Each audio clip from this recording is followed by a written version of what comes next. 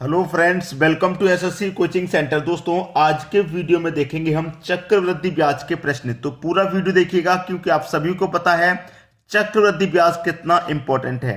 तो चलिए स्टार्ट करते हैं। पहला प्रश्न है, यदि कोई धनराशि वार्षिक आधार पर चक्रवृद्धि ब्याज पर 2 वर्षों में अपनी 1.44 गुना हो जाती है तो उस ब्याज की वार्षिक दर कितनी है?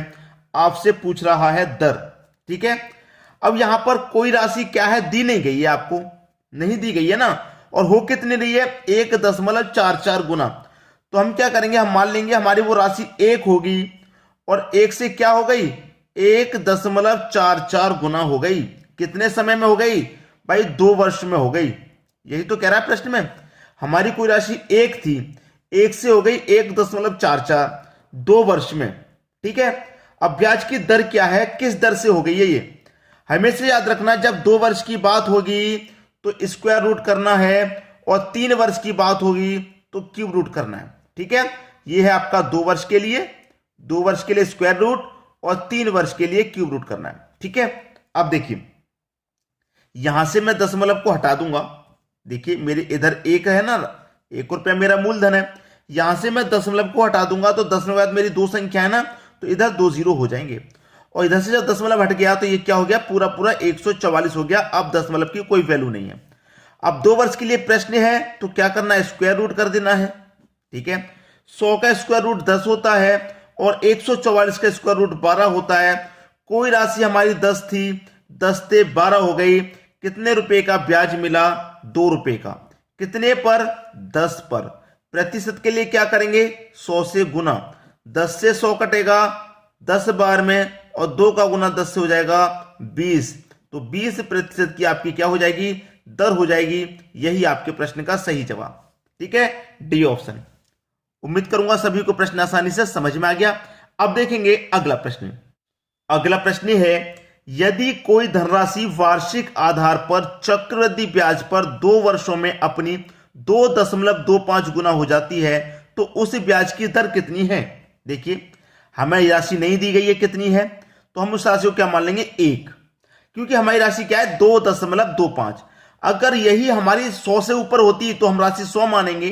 ठीक है, अगर हमारी राशि जैसे मान लीजिए इस तरीके से कितने गुना हो रही है यहाँ पर 2.2 गुना, अगर हमारी हो जाएगी मान लीजिए 225 गुना हो जाएगी तो हम राशि को क्या मान लेंगे, 100 मान लेंगे। अब 2 रुपए है तो हम राशि को 1 मानेंगे। 1 थी, 1 से कितनी हो गई 2.25। कितने समय में भाई? 2 वर्ष में हो गई, 2 वर्ष में हो रही है। ठीक है, ये मेरा 1 है।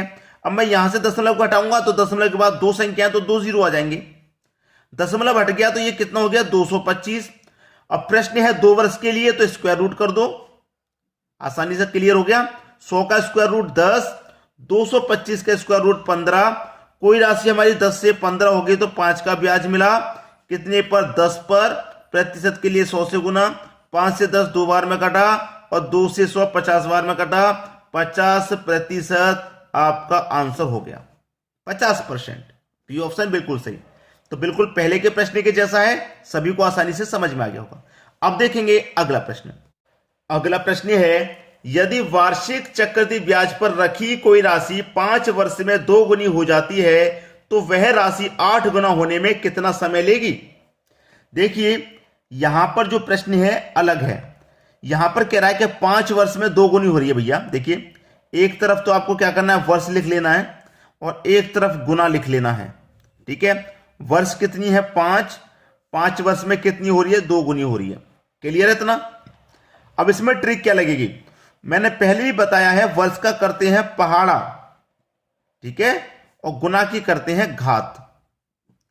तो मैं गुना कितना है 2, 2 की घात 1 करूंगा तो 2 की घात 1 का मान 2 ही रहेगा। ठीक है, 2 ही है। हमसे पूछ रहा है कि वह राशि 8 गुना होने में कितना समय लेगी। 5 वर्ष में हो रही है 2 गुना, 8 गुना कब होगी? वर्ष के आगे बढ़ाइए, 5 का क्या करेंगे पहाड़ा। मैंने क्या बोला, वर्ष का करते हैं पहाड़ा, तो 5 का पहाड़ा आगे बढ़ाओ 10 हो जाएगा। और इधर 2 की घात को आगे बढ़ाएंगे, यहां पे 2 की घात 1 था, अब 2 की घात 2 करेंगे तो कितना हो जाएगा 4 हो जाएगा। अभी 8 गुना नहीं हुआ। पहाड़े को और आगे बढ़ाएंगे, 5 के पहाड़े को और आगे बढ़ाया 15 पे पहुंच गए। और यहां पर घात को आगे बढ़ाएंगे, 2 की घात 3 का मान होता है 8। हमसे कहा गया था कि 8 गुना होने में कितना समय लेगी। अब ये कितनी होगी, 8 गुना। कितने समय में होगी भाई ये 8 गुना, वर्ष कितने में हो गई है, 15 वर्ष में। यही तो आपका सही जवाब है, आंसर आ गया आपका, 15 वर्ष में 8 गुना हो जाएगी ये, 15 वर्ष, बिल्कुल सही जवाब। तो आसानी से क्लियर हो गया प्रश्न। अब देखेंगे अगला प्रश्न। अगला प्रश्न है, एक धनराशि प्रतिवर्ष जोड़े जाने पर चक्रवृद्धि ब्याज की दर से 3 साल में 2 गुनी हो जाती है, वह राशि 4 गुना हो जाएगी। कब हो जाएगी भाई 4 गुना? मैंने क्या बोला था, एक तरफ वर्ष लिखो और एक तरफ गुना लिख लीजिए। वर्ष का क्या करते हैं भाई, पहाड़ा, और गुना की करते हैं घात। ठीक है, 3 साल में 2 गुनी हो रही है। समय कितना दे रखा है, 3 साल का, गुना दे रखा है 2। ठीक है, अब 2 की गुना 1 घात 1 का मान 2 ही रहता है। हमसे कह रहा है वो 4 गुना कब हो जाएगी। वर्ष के पहाड़े को आगे बढ़ाएंगे तो 3 का पहाड़ा में आगे बढ़ाऊंगा 6, ये इधर घात को आगे बढ़ाऊंगा तो 2 की घात 2 का मान 4, 4 गुना हो जाएगी 6 वर्ष में। बस खत्म, 6 वर्ष में हो रही है भाई 4 गुना। पहला ऑप्शन बिल्कुल सही। तो आसानी से होते हैं ये प्रश्न, इनमें कोई कठिनाई नहीं है। आपने चक्रवृद्धि ब्याज को बहुत कठिन समझ रखा है तो ये बिल्कुल कठिन नहीं है, आसानी से समझाऊंगा मैं आपको, एक एक स्टेप, एक एक सवाल, बहुत इजी तरीके से। अब देखेंगे अगला प्रश्न। अगला प्रश्न है, यदि 27 रुपए 3 वर्षों में चक्रवृद्धि ब्याज की दर पर 64 रुपए हो जाती है तो ब्याज की दर बताओ। हमसे कहा गया है कि 27 रुपए, ठीक है, 3 वर्ष में 64 रुपए हो गए तो किस दर से हो गए, वो दर हमें बतानी है। ठीक है, अब देखिए हमारे पास कितने रुपए भाई, 27, इधर कितने हो गए, 64 हो गए 3 वर्ष में। तो मैंने क्या बताया था आपको, अगर 2 वर्ष की बात रहेगी तो स्क्वायर रूट, और 3 वर्ष की बात रहेगी तो क्यूब रूट करेंगे। यहां पर हम क्या कर देंगे, क्यूब रूट, क्योंकि प्रश्न है 3 वर्ष के लिए, तो क्या हो जाएगा, क्यूब रूट हो जाएगा। अब 27 का क्यूब रूट 3 होगा और 64 का क्यूब रूट 4 होगा। हमारी राशि 3 से 4 हो गई तो ब्याज कितना मिला, 1 का कितने पर, 3 पर, प्रतिशत के लिए 100 से गुना। अब 3 से 100 को कटा दो भैया, 3 त्रिका 9, 1 बचेगा 3, 10 हो जाएगा, फिर से 3 त्रिका 9, 1 बचेगा, 1 ऊपर बट्टे में 3, 33.1/3% की दर है। क्लियर, बी ऑप्शन आपका सही जवाब हो जाएगा। यही आपका आंसर है, 33.1/3 की आपकी दर लग रही है। अब देखेंगे अगला प्रश्न। अगला प्रश्न है, 4% प्रति वर्ष चक्रवृद्धि ब्याज पर 625 रुपए कितने वर्षों में 626 रुपए हो जाएंगे। यहां पर पूछा है कितने वर्ष में होंगे। ठीक है, बहुत आसान प्रश्न, 625 रुपए हैं, 625 कितने वर्ष में 676 हो जाएंगे। कितने वर्ष में नहीं पता, कितने वर्ष में मान लेते हैं x वर्ष में हो जाएंगे। ठीक है, नहीं पता कितने वर्ष में। अब देखिए यहां पर सीधा सीधा प्रश्न है, अगर मैं इसका स्क्वायर रूट करूं, यहां पर सीधा सीधा स्क्वायर रूट कर लेंगे हम, तो 625 का स्क्वायर रूट कितना क्या होता है, 25।